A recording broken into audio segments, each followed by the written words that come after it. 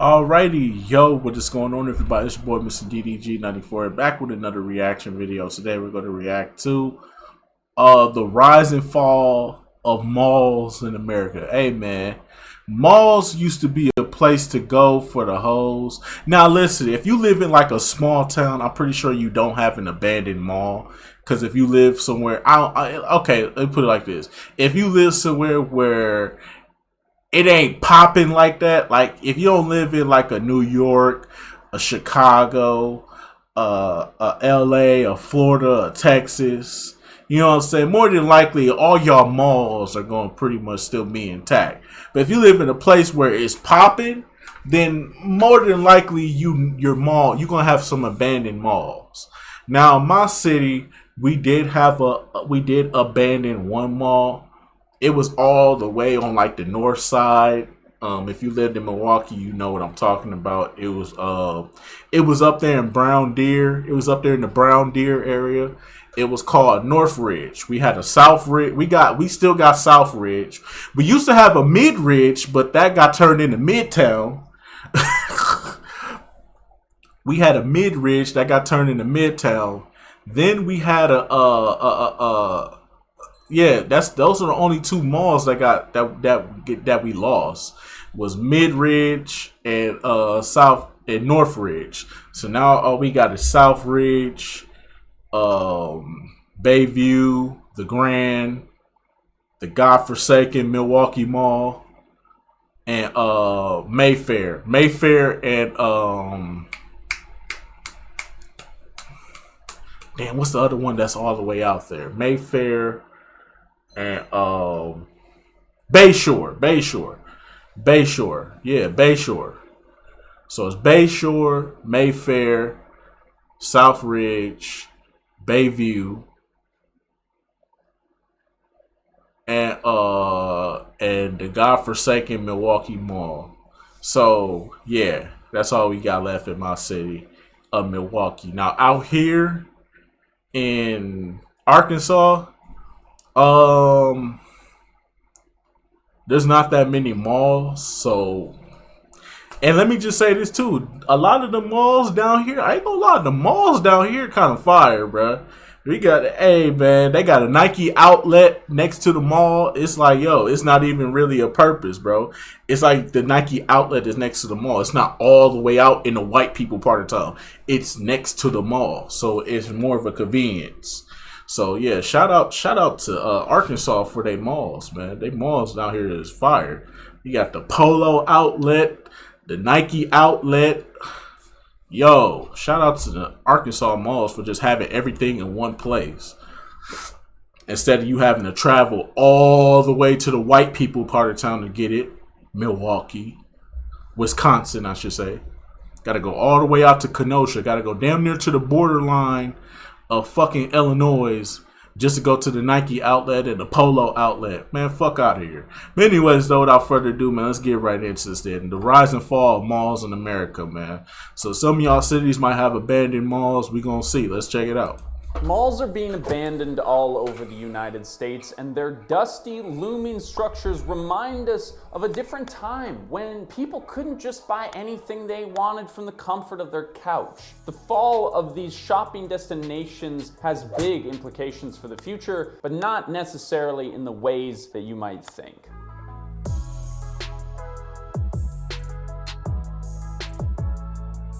In the last couple of years, there's emerged a trend on YouTube where people go and explore abandoned stuff. These are basically the brave spelunkers of late-stage capitalism having a go with their flashlights and camera phones, exploring the aftermath of once thriving locales. And one of the most popular destinations for these voyeurs of failed dreams is the American Mall.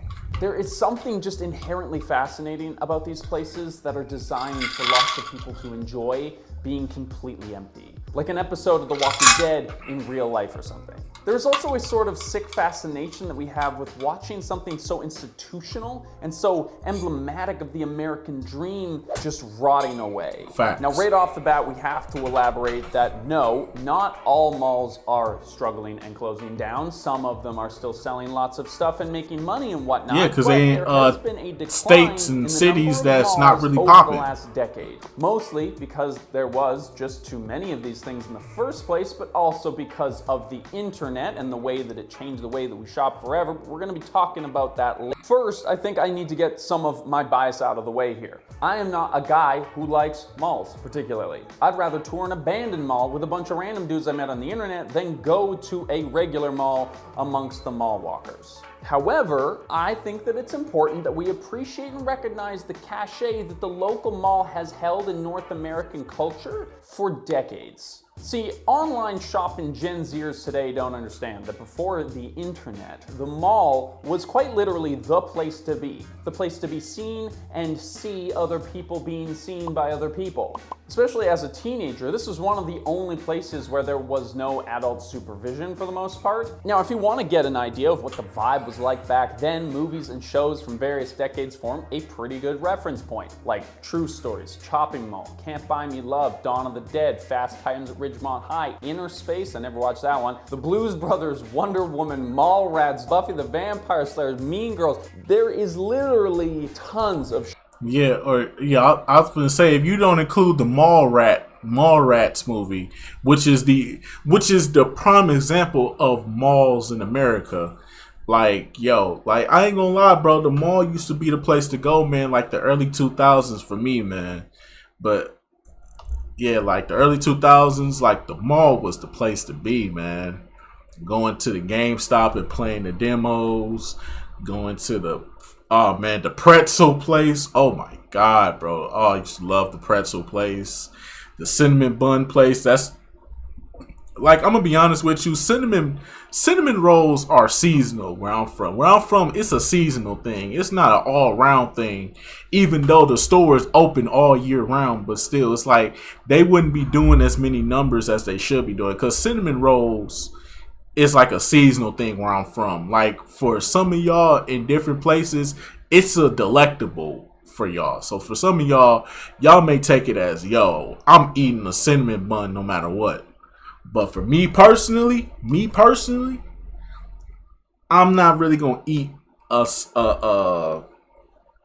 cinnamon. I'm really not gonna eat a cinnamon roll like that unless it's like fall, winter time. Like fall, winter time, perfect time to have cinnamon rolls. Like buying them from Cinnabon and shit like that. But y'all niggas in other places, y'all like to buy these shit ritually. Like where I'm from, it's not a ritual thing. It's like it's not like a just buy just because. It's like, it's got to be the perfect season to do it. I don't know, man. Some people, we come from different places, man. Even different states, different cities, we got different type of cultures and way how things work. But yeah, that's neither here nor there. But malls used to definitely be the place to be, man. The movies, when they came out, I remember when Mayfair first opened up and they had a movie inside the mall. Now damn near every mall in the city got a fucking movie theater attached to it. Because back then, it used to only be one. Now all of them got one, except for the Milwaukee Mall, of course. We all know the Milwaukee Mall is, yeah. We don't talk about the Milwaukee Mall. If you from my city, if you know, you know. Shows that have malls at the center of them. This was basically the cultural melting pot for youths over the last 60 years. There was cheap food, security to keep things from getting out of control, bathrooms, bullshit, running water, you would rarely see security. Of looking through racks and racks of posters. The only time you saw security is when somebody was stealing. Other than that, you did not see security like that, bro. You would never see Paul Blart rolling around, bro.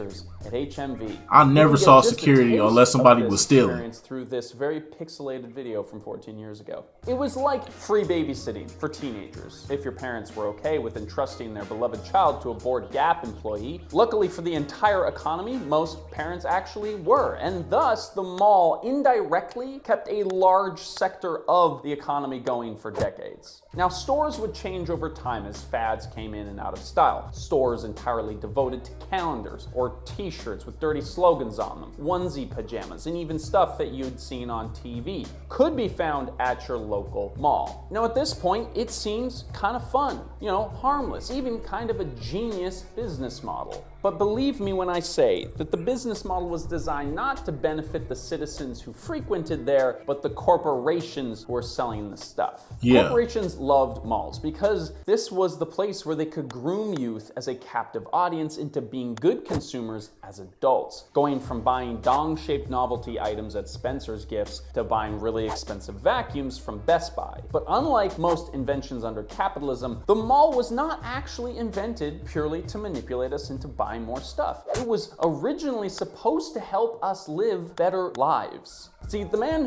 who invented malls was an idealistic Austrian Jewish inventor named Victor Gruen. He came to America after a little thing called the Second World War, and when he got here, he missed the beautiful and picturesque storefronts of his homeland. The walkable streets, the little boutiques and coffee shops and bistros where folks could just stroll around at their leisure and interact with their other members of their community. Gruen was upset by American retail areas, which in contrast were strip malls, and those suck.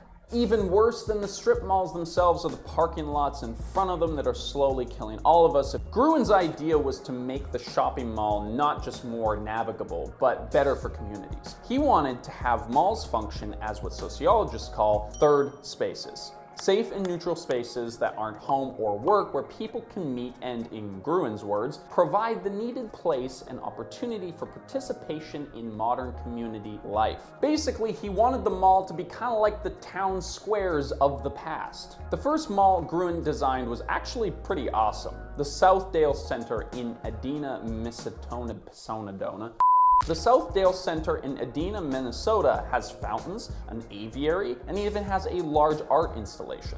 Now, this was a little watered down from his original vision, which included a medical center, schools, residences, but even still, when Southdale premiered in 1956, Gruen was basically seen as a genius of urban development. But sadly, malls turned into what we know them to be today, and Gruen had this to say about his most famous invention, reflecting on his career 2 years before his death. "I would like to take this opportunity to disclaim paternity once and for all. I refuse to pay alimony to those bastard developments. They destroyed our city." The man knew he was gonna die. Like he knew that this was like his final moment to say something to the world before he checked out, and he was like, "I fucking hate you guys. Don't put my name on there." Which is kind of badass, honestly.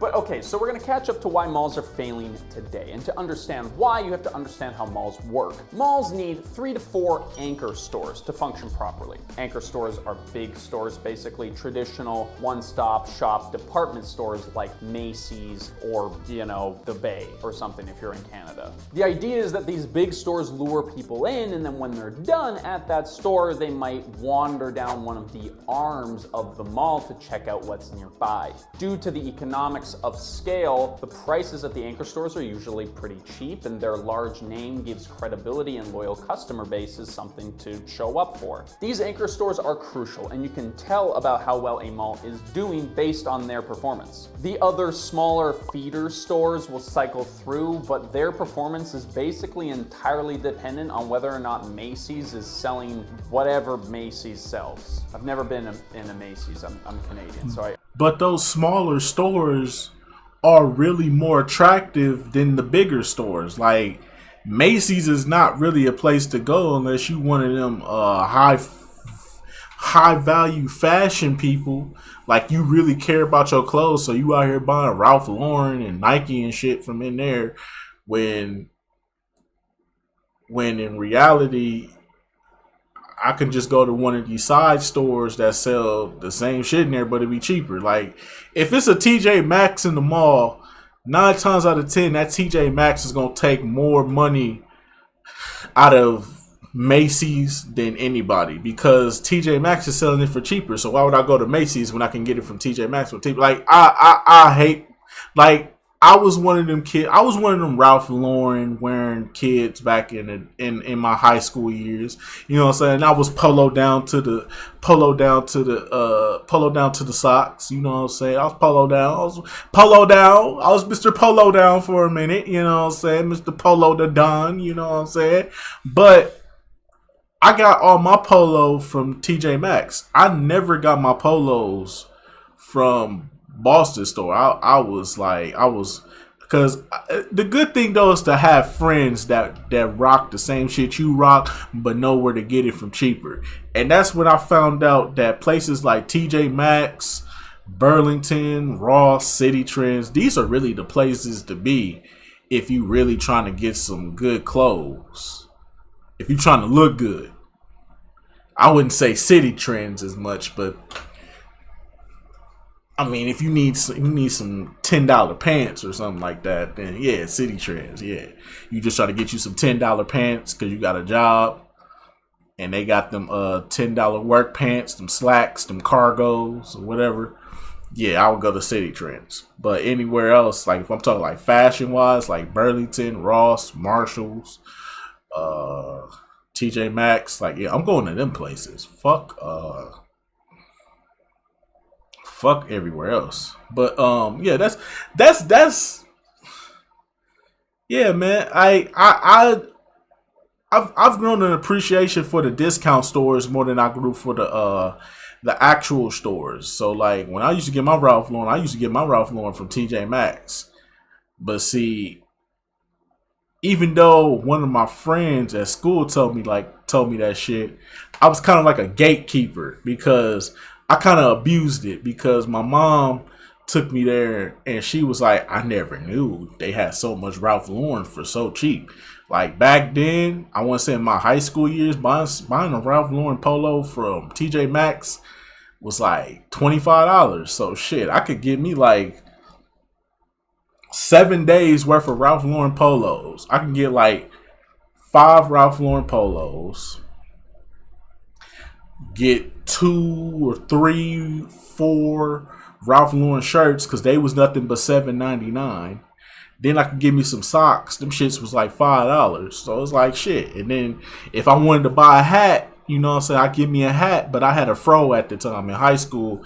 I had a nappy fro throughout my whole high school. I had the fro with the taper and shit like that. Plus my beard was growing out around that time frame when I got to high school.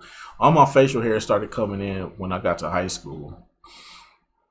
I mean, I had a little peach fuzz down here. I had a little something growing down here on the chin, but outside of that, I didn't. My shit didn't really start growing in until I got to high school. But anyways, so let's get back to the video. I've really just never, I don't understand that reference completely. Recently though, in Canada, malls were left scrambling when Nordstrom pulled out of the frozen north, as they had been a reliable high-end retail anchor for decades. And when one anchor leaves, the stores in the mall inevitably start to close their doors too. But now listen, I'm sure you're at your keyboard ready with your actuallys, and you want to explain that in fact, Levi, the death of the mall is easily explained. It's online shopping. Duh. Levi, we're too easily tempted by free shipping and too vexed by the very thought of human-to-human social interactions in the real world. Now listen, it is an easy assumption to make that online shopping has killed malls, but a red herring, and a tall tale it is, and one that we here at Future Proof are going to hold ourselves to a higher standard on.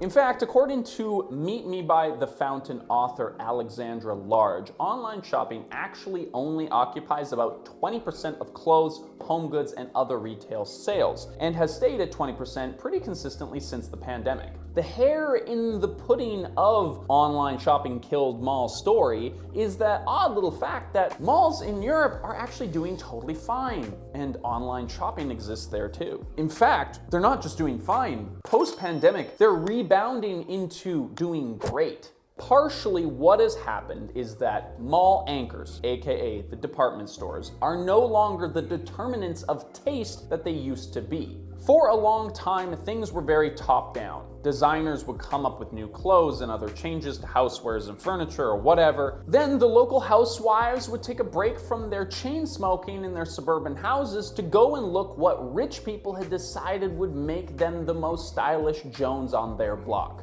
But today, trends come from everywhere, right? We got blogs, we've got TikTok style roundups, and you can buy anything you want from Shein and get it within like 5 business days of the trend even being conceptualized. And yes, I know that in a roundabout sort of way, I am saying that the internet is kind of to blame for the fall of malls, but it is not just online shopping. Probably one of the most under-discussed reasons why the American mall is dying today is poor municipal planning. Now look, we talk about this a lot more in the parking lots video, which is coming out soon, but basically driving to get to a mall is kind of a giant pain in the ass. People don't want to have to stuff their kids into a car, get them to the mall, pull them out of the car, go into the store, walk around with them for hours when they could just hand them an iPad at home and keep them entertained, right? Facts. Don't believe me? Well, in the States, the public transit system is actually so bad that you basically have to drive everywhere, and malls are failing. Whereas in Europe, public transit is very comprehensive and well developed, and you can go places quite easily by train or bus, and their malls are thriving. Sadly, this geography major can't just blame all of the world's problems on the vehicle. Also at play here in the decline of North American malls is the increasing divide between upper, middle, and lower and working classes. See, folks with less cash are more likely to go to outlet stores like Walmart or dollar stores or buy things secondhand on online marketplaces or at thrift stores. This is evidenced by the fact that what are known as Class A malls are doing totally fine. These are luxury malls for people who have way too much money, just so we're clear on that. Because here's the thing, when corporations back in the day were like, hey, why don't we move our factories to China and make our products cheaper there? They kind of forgot that this meant that they would be taking away high-paying jobs from the public, which meant that there would be less money in the economy for folks to go to the mall with. In Europe, there are typically more regulations around this kind of thing, so people generally have a little bit more money to go around, and they spend it at, you guessed it, the mall. Now, of course, this is just what we've found in our research, and saying Europe is pretty broad. Of course, there's a lot of different people and cultures and countries within the spectrum of Europe. So if you have a different perspective or you've seen something different in Europe versus the US, please let us know down in the comments. We are always happy to be corrected if some of our research doesn't line up with reality. The decline in the United States is so steep that nearly half of the malls that were around during the 60s and the 80s will be closed in the next 5 years. Add this to the fact that upper middle classes are increasingly preferring boutique experiences for their retail excursions, Gen Z kids being able to hang out in digital third places like Minecraft servers and whatnot, and the fact that America has more than 5 times the retail space that the UK does, and you've got a recipe for an oversaturation of a product that nobody really wants anymore. Malls are on the chopping block. How do they rebrand to slow the bleeding? Some malls have added just a bit of Disney to the experience. Ski slopes, amusement parks, bungee jumping, petting zoos, concerts, whatever that they can do to make the mall more of a destination, which is probably smart, but it's not really working because of the same public planning and economic issues that we talked about before. The malls who are actually seeing a lasting revitalization are actually the ones a little closer to Victor Gruen's original vision, hosting community colleges, office spaces, ice rinks, churches, and other community spaces where people can gather meaningfully. So yeah, the mall as we know it today is probably dead, and maybe that's a good thing. We just gotta hope that the thing that replaces it doesn't suck so bad. I guess, but yeah, man, I do agree with that. The traveling to malls is definitely a problem, but then again, it's like most of the malls they have a bus line. Like, there's always going to be a bus line to these malls. You think that the city is not going to have a bus line connected to the malls? You got to be smoking on crack, cause nigga, a bus line will always go to a mall and bring you back home or bring you close to where you was trying to go in the first place. So yeah, it's always gonna be a way to get there, but the transportation is just terrible. So it is better to just go go online and order the shit and just wait for it to appear at your doorstep. God forbid God forbid a porch pirate comes along and steal your shit. Um, but yeah, man, I do agree, man. I think that that's probably gonna be the downfall of the malls. Is really just, you know, you can access it more online. Trends come and go. Yeah, the mall is definitely not the best place to go if you're trying to like wear something that's trendy at the moment. You know what I'm saying? So there's that. Plus, you know what I'm saying, it's like really what is the, and then on top of that, you got the economy. It's like, can you even afford to go to the mall? That's a really big question too. Can I even afford to go to the mall? Those same pair of pants that's at the mall, I can get on Amazon for like $20 cheaper. I just gotta wait a couple of days, but still. You know what I'm saying? Like, what's the purpose? But that's just me though. That's just me speaking from my own experience. I don't know, man. Let me know what y'all think down in the comment section. How y'all feel about the malls dying in America slowly but surely. I'm pretty sure in like states where or state with cities where they, like I said, in the cities that's not popping. So where I'm at right now, Arkansas, which would be like the Little Rock, North Little Rock area, their malls are gonna thrive because there's nothing to do out here unless you one of them real country boys that like to fish and hunt and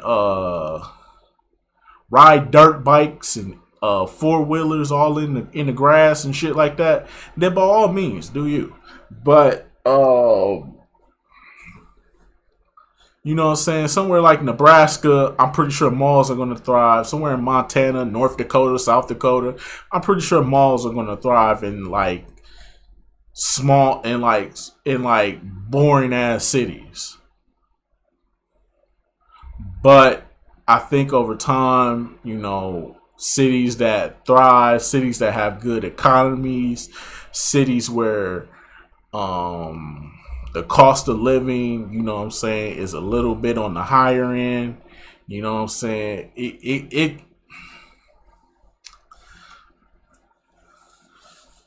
you know what I'm saying? They may not be as big on the malls. You know what I'm saying? Who wants to go to the mall? Maybe you can't afford the mall.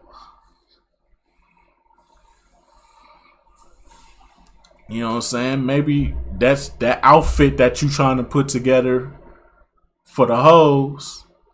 You got to get it off fucking Amazon or fucking Fashion Over one of these places. So you never know.